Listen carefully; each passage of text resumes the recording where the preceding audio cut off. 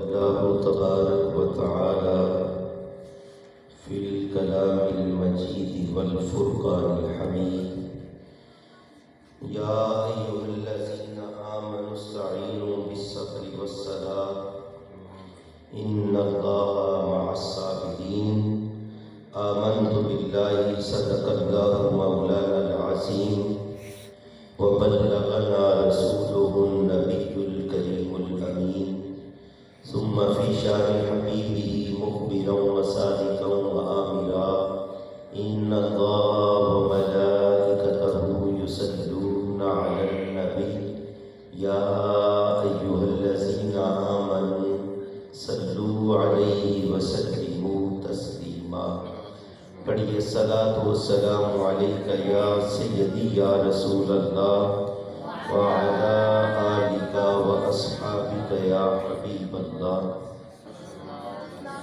الصلاۃ والسلام علیک یا سیدی یا رسول اللہ وعلی آلک واصحابک یا رحمت للعالمین۔ کروڑوں حمد اور ثنا اللہ رب العزت کے نام جو ساری کائنات کا خالق اور مالک ہے، زندگی دینے والا، موت دینے والا، عزت دینے والا، رزق دینے والا میرا اللہ ہے، وہ علی کل شیء قدیر ہے۔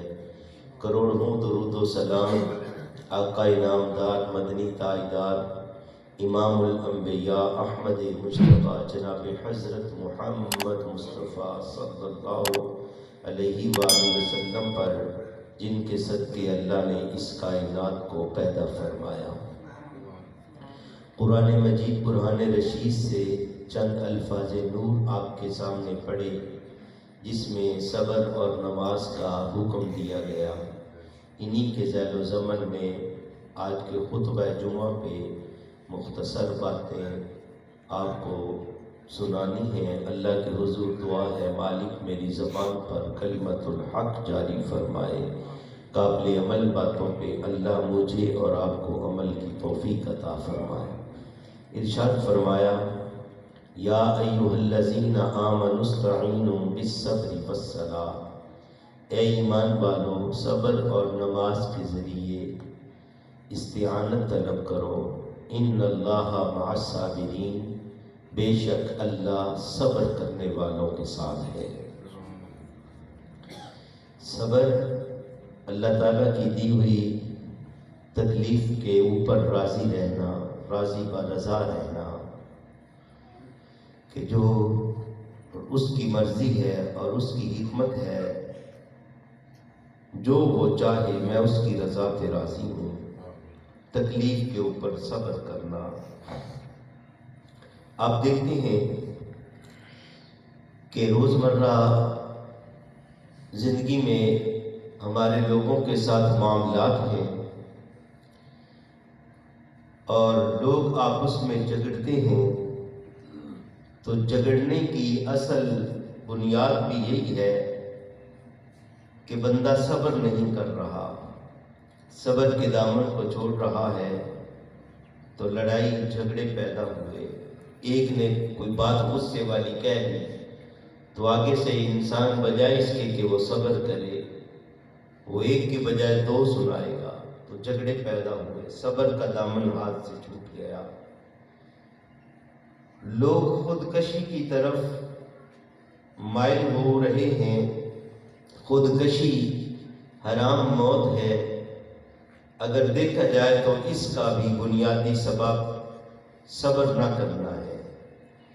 کوئی بات ہوئی، کسی نے ڈانٹ دیا، بندہ خودکشی کرنے پہ مجبور ہو گیا، گھر کے اندر بے اتفاقی ہو گئی، انسان خودکشی کرنے کے بارے میں سوچنے لگ گیا، تو اصل سبب اس کا یہی ہے کہ اس نے صبر نہیں کیا، صبر کے دامن کو ہاتھ سے چھوڑ دیا۔ آپ جانتے ہیں قتل لوگ ایک دوسرے کو کر رہے ہیں، اس کا بنیادی سبب بھی اگر دیکھا جائے تو وہ بے صبری ہے، صبر نہیں ہے۔ اس وجہ سے یہ رجحانات لوگوں کے اس طرف بڑھتے جا رہے ہیں۔ تو فرمایا یا ایھا الذین آمنوا استعینوا بالصبر والصلاۃ، صبر اور نماز کے ذریعے اللہ سے استعانت طلب کیا کرو۔ ان اللہ مع الصابرین، جو صبر کرتا ہے کوئی اس کے ساتھ ہو نہ ہو، اللہ فرماتا ہے میں صبر کرنے والوں کے ساتھ ہوں۔ ان اللہ مع الصابرین، صبر جو ہے وہ دلیر لوگ کرتے ہیں، جن کے اندر حوصلہ ہوتا ہے، جو دلیر ہوتے ہیں وہ صبر کر لیتے ہیں۔ وَإِنَّهُ لَكَبِيرًا، یہ حوصلہ جو ہے یہ بڑا کام، بڑے لوگوں کا کام ہے جو حوصلے والے ہوتے ہیں، جو صبر کرنے والے ہوتے ہیں، اور بات کے اوپر وہ بتنگڑ نہیں بناتے بلکہ وہ صبر اور حوصلے سے کام لیتے ہیں۔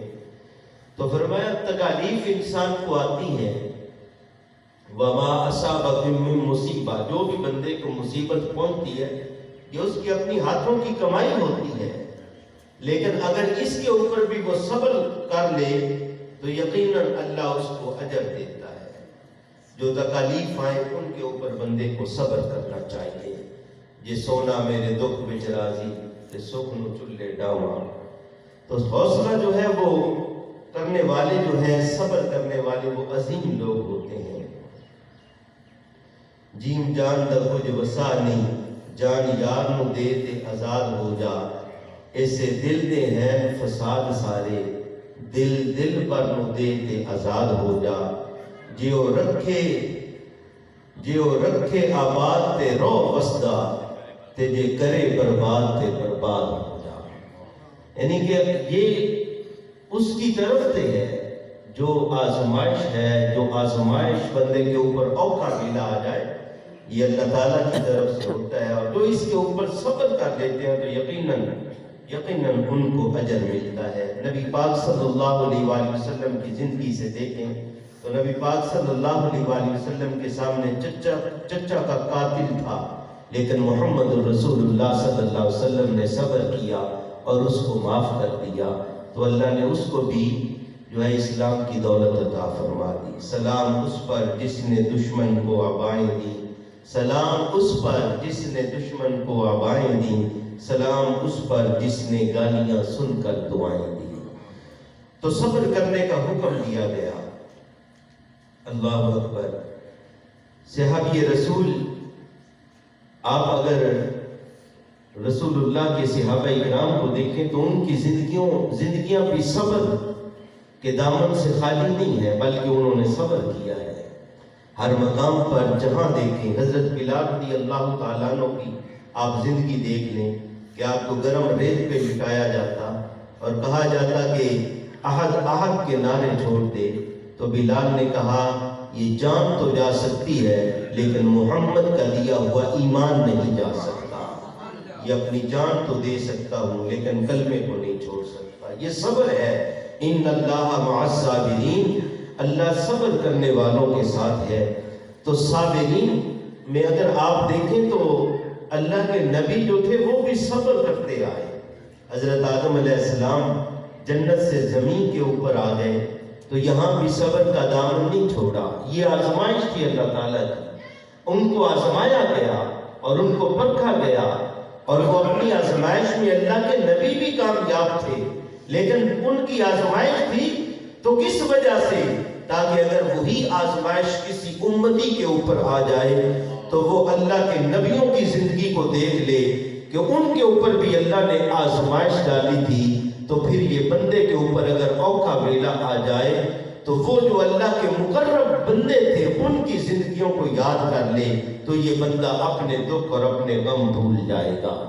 اللہ اکبر۔ حضرت نوح علیہ السلام کا تذکرہ آپ نے سنا ہوگا کہ آپ نے کشتی کو تیار کیا، اور کشتی کو تیار کرنے کے بعد حکم ہوا جو اس کے اندر سوار ہو جائے گا وہ بچ جائے گا۔ حضرت نوح علیہ السلام اللہ کے نبی تھے، اپنے بیٹے کو دیکھا اور کہا بیٹے آ جا اس کشتی میں سوار ہو جا، نجات پا جائے گا، بچ جائے گا۔ تو بیٹے نے کہا کیا ہوا؟ اگر پانی آیا تو میں تو پہاڑ پہ چڑھ جاؤں گا۔ لیکن یہاں بھی اب یہ بیٹے کی آزمائش تھی۔ اب جناب پانی آیا، نوح علیہ السلام نے ماننے والوں کو کشتی میں سوار کر لیا، اور ادھر جب پانی پہاڑ کے اوپر آیا اور حضرت نوح علیہ السلام کا بیٹا پانی میں غرق ہونے لگا تو نوح علیہ السلام نے اس وقت کہا کہ مولا یہ میرا بیٹا ہے۔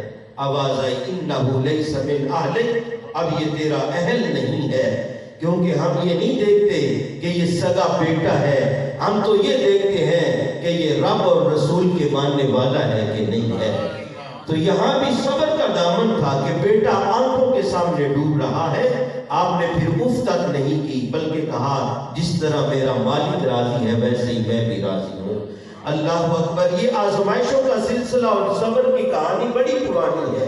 آپ نے حضرت ابراہیم علیہ السلام کا احوال سنا ہوگا کہ آپ کو جو ہے وہ آگ کے اندر پھینکا گیا اور آگ میں گئے، اللہ نے فرمایا یا نار کونی بردم و سلاما علی ابراہیم۔ آگ کا کام چلانا تھا، لیکن ابراہیم علیہ السلام نے کہا جے سونا میرے دکھ وچ راضی سکھ نو چلے ڈاواں۔ کہا اگر آگ میں جانے پہ ہی مولا راضی ہوتا ہے تو پھر ابراہیم آگ میں جانے کے لیے بھی تیار ہے۔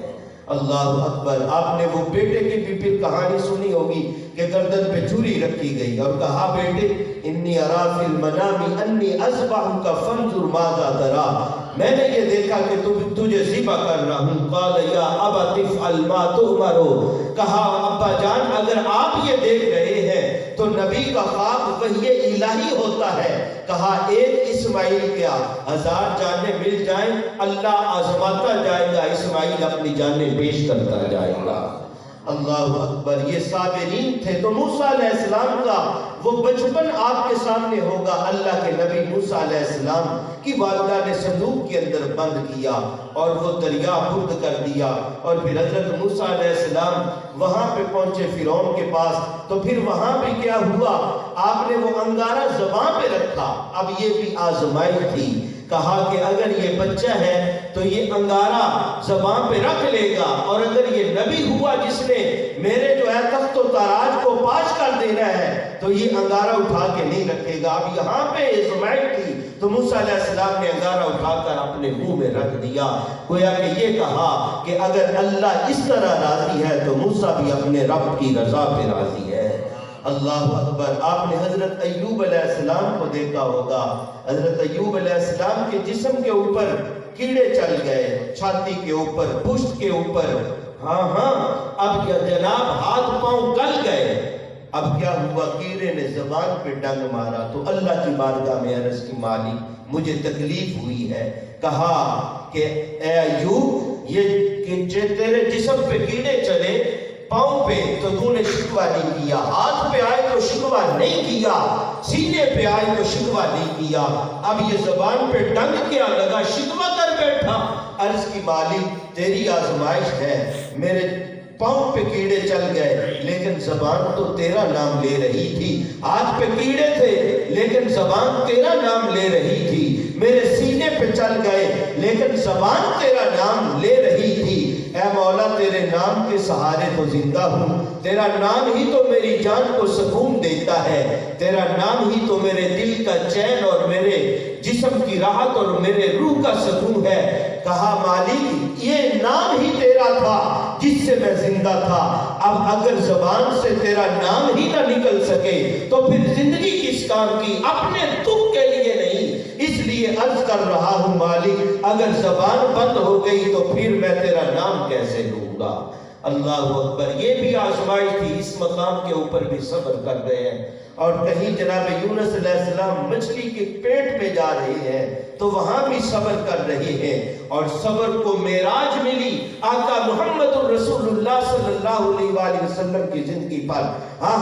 جب نبی رحمت صلی اللہ علیہ وآلہ وسلم کا دان مبارک غزوہ احد میں شہید ہوا اور میرے رسول صلی اللہ علیہ وسلم کی زبان سے خون کا قطرہ نکلا اور زمین پہ گرنے لگا تھا، اللہ نے جبریل کو حکم دیا، جبریل مولا حکم فرمایا جا دیکھنا میرے محمد صلی اللہ علیہ وسلم کے منہ سے خون کا قطرہ زمین پہ گرنے لگا ہے، زمین پہ گرنے نہ دینا، جا کے اس کو اپنے ہاتھوں پہ اٹھا لے۔ جبریل سدرۃ المنتہا سے چلا۔ اب یہاں پہ رک کے بات کرتا چلوں، کئی ایسے مقامات ہیں جہاں پہ جبریل آنے واحد میں گئے اور بہت جلد واپس پلٹے۔ ایک مقام وہ تھا جب یوسف علیہ السلام کے بھائیوں نے जनाब यूसुफ अलैहिस्सलाम को कुएं में फेंका, रस्सी कट गई और यूसुफ अलैहिस्सलाम जो है वो कुएं में गिरने लगे थे। जिब्रील सिदरतुल मुंतहा पे बैठा था। अल्लाह ने फरमाया जिब्रील मौला हुक्म फरमाया जा यूसुफ को कुएं में गिरने से पहले पहले अपने परों पे उठा ले। तो जिब्रील अमीन सातों आसमान क्रॉस करके उस कुएं में आए और यूसुफ अलैहिस्सलाम को अपने परों पे उठा लिया। हाँ जिब्रील अमीन जो है वो आने वाहिद में आए। दूसरा जब रसूलुल्लाह का ये दांत मुबारक शहीद हुआ तो कहा खून का कतरा गिरने से पहले पहले जाके इस कतरे को अपने हाथों पे उठा ले। तो जिब्रील अमीन आए। अब अर्ज की कि या रसूल अल्लाह ये उहद से ज्यादा भी कई आजमाइश का बरहला आपकी जिंदगी पे आया कि आपके दंदान मुबारक को शहीद किया गया, ये बड़ा औखा मेला है, क्या इससे भी बढ़कर कोई ऐसा मुश्किल वक्त आया? तो मेरे हुजूर मुस्कुराए और फरमाया हाँ इससे भी औखा वेला मोहम्मद पे आया था। या रसूल अल्लाह वो कौन सा वक्त था? फरमाया ताइफ की वादी थी, ताइफ के बाजार थे। मैं मदीने से ताइफ की वादी में पहुंचा और मैंने जाकर कहा क़ूलू ला इलाहा इल्लल्लाह, ला इलाहा इल्लल्लाह कहो तुफ्लिहू फलाह पा जाओगे। रिसालत आब सल्लल्लाहु अलैहि वसल्लम ने फरमाया मेरे सहाबा सुनो, ताइफ की गलियां थी, मैंने उन्हें कहा कहो अल्लाह एक है।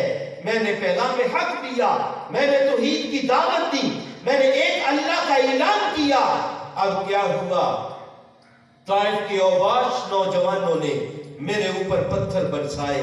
मेरे हुजूर फरमाते हैं कि मेरे पत्थर मेरे पांव के ऊपर लग गए तो मैंने अपने पांव को ऊपर उठा लिया। फिर जालिमों ने इसी पर इक्तिफा नहीं किया, उन्होंने जनाब मेरे दूसरे पांव पे पत्थर मारे। हुजूर फरमाते मेरे जूते खून से भर गए और फिर मैं पांव उठा तो न सका, मैं नीचे बैठ गया और फिर मेरे दाएं बाएं से और आगे पीछे से पत्थरों की बारिश हुई। उस वक्त जब मैंने ताइफ के अंदर कलमा हक को बुलंद किया और ये आजमाइश का मरहला था, ग़ज़वा उहद से भी बढ़कर जहां मैंने सब्र किया और आजमाइश थी मेरी, मोहम्मद रसूलुल्लाह फरमाते मेरे ऊपर पत्थरों की बारिश की गई। इसी दौरान में हवाओं का फरिश्ता आया, कहा है मोहम्मद आप हुक्म दे इतनी हवा चलाऊं कि बस्ती को उलट के रख दे। फरमाया नहीं हाँ जो है पहाड़ों का फरिश्ता आया, या रसूल अल्लाह हुक्म दे पहाड़ों को मिला दूं और इनको तहस नहस करके रख दूं। फरमाया नहीं जिब्रील आए, या रसूल अल्लाह हुक्म दो इस बस्ती को ले जाके आसमान पे ले जाके उलट दूं। फरमाया नहीं मैं नबी ज़हमत बन के नहीं आया, बल्कि अल्लाह ने मुझे रहमत वाला नबी बना के भेजा है। सुभान अल्लाह। ऐसे हाबा इससे औखा वेला कि जब ताइफ के बाजारों के अंदर मेरे ऊपर फिर पत्थरों की बारिश हो जाती थी। अल्लाह अकबर, इन्नल्लाहा मअस साबिरीन। तो आजमाइश अल्लाह की तरफ से, ये नबियों के ऊपर आजमाइश किस लिए थी? तालीम उम्मत थी। क्या उम्मतियों अगर तुम्हारे ऊपर कोई औखा वेला आ जाए तो फिर अल्लाह के नबियों को याद कर लेना, उन रसूलों को याद कर लेना जिनके ऊपर जुल्म और सितम के पहाड़ ढाए गए, लेकिन वो अपने रब की रजा पे राजी रहे, वो अपने रब की रजा पे राजी थे, अपने रब की रजा पे। तो सब्र बड़ी चीज है। इन्नल्लाहा मअस साबिरीन, अल्लाह सब्र करने वालों के साथ है। आज एक गाली हम बर्दाश्त नहीं करते, बेसब्रे हो जाते हैं। गाली देना भी कोई अच्छी बात नहीं है। गाली देना भी जो है वो अपने आप को ही जो है वो जिल्लत के जो है वो गहराई के अंदर डालने वाली बात है। लेकिन इसके ऊपर अगर सब्र कर लिया जाए तो फिर देखो अल्लाह अजर कैसे देता है। आपने वो कहानी तो सुनी होगी, रिसालत आब सल्लल्लाहु अलैहि वसल्लम 1400 सहाबा के साथ मक्का शरीफ में आए और रसूलुल्लाह सल्लल्लाहु अलैहि वसल्लम को ये कहकर वापस कर दिया गया कि आप उम्रा नहीं कर सकते, बैतुल्लाह शरीफ का तवाफ नहीं कर सकते। अब मेरे हुजूर ने लड़ाई नहीं की, बल्कि इस मुकाम पे सब्र किया। सहाबा ने अर्ज की, या रसूल अल्लाह हुक्म दे इनसे लड़ न जाए और इनको बता दे कि तुम कैसे बैतुल्लाह का तवाफ नहीं करने देते। लेकिन मेरे रसूल ने सब्र किया, तो फिर इस सब्र के ऊपर अजर क्या मिला? एक वो मौका आया जब 1,40,000 सहाबा थे और बैतुल्लाह शरीफ का तवाफ कर रहे थे, तो मेरे नबी मुस्कुरा कर कह रहे थे, ऐसे सहाबा देखो 1400 तादाद थी, तो हमें जो है वो रोका गया, हमने सब्र कर लिया। تو اللہ نے اجر کیا دیا؟ 1,40,000 میرے ماننے والے آج اسی بیت اللہ کا طواف کر رہے ہیں۔ ان اللہ مع الصابرین، اللہ صبر کرنے والوں کے ساتھ ہے۔ اگر بندے کے رزق میں کمی ہو جائے صبر کر لو، میرا رب رزق اس کے ہاتھ میں ہے۔ مت پریشان ہوا کرے کہ اولاد زیادہ ہو گئی تو ان کو رزق کہاں سے ملے گا، رزق اس کے ہاتھ میں ہے۔ واللہ خیر الرازقین، وہ پتھر کے اندر رہنے والے کیڑے کو رزق دیتا ہے، تو پھر بھی اس کا بنایا ہوا شاہکار ہے، تو نائب فی الارض ہے، ہاں تو اس کا شاہکار ہے جس کو رب نے اپنے ہاتھوں سے بنایا۔ تو رزق کی شکایت نہ کیا کر، رزق میرا رب دینے والا ہے۔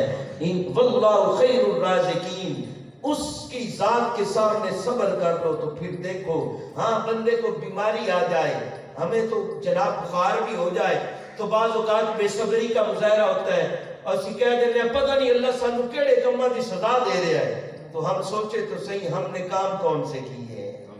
ہمیں اپنے گریبان میں یہ جھانکنا چاہیے کہ کون سے ایسے کام ہیں سر سے لے کر پاؤں تک کیا ہم نے عملی طور پر اپنے آپ کو اس سانچے میں ڈالا ہے جیسے میرا رب اور میرا رسول کہتا ہے؟ کیا ہمارے شب و روز ایسے گزر رہے ہیں جن سے میرا رب اور رسول راضی ہو جائے؟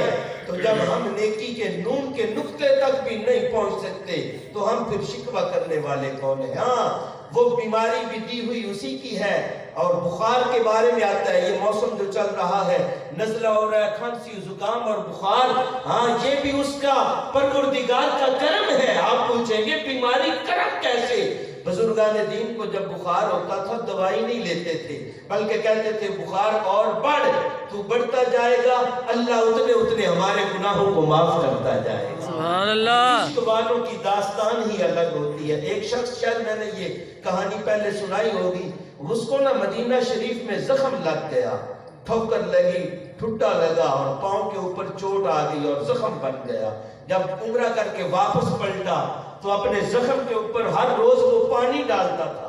کسی نے کہا بڑا عجیب بندہ ہے، اپنے زخم پہ پانی ڈال رہا ہے، یہ تو کبھی مٹے گا نہیں۔ وہ کہنے لگا تو کیا سمجھے، یہ زخم کوئی عام تو نہیں ہے، یہ وہ زخم ہے جو مجھے نبی کے شہر مدینہ میں آیا ہے، یہ تو مدینہ کی نشانی ہے۔ عشق والوں کی داستان ہی الگ ہوتی ہے۔ ان اللہ مع الصابرین، صبر کرنا یہ ہمارا کام ہے اور صبر پہ اجر دینا یہ پروردگار کا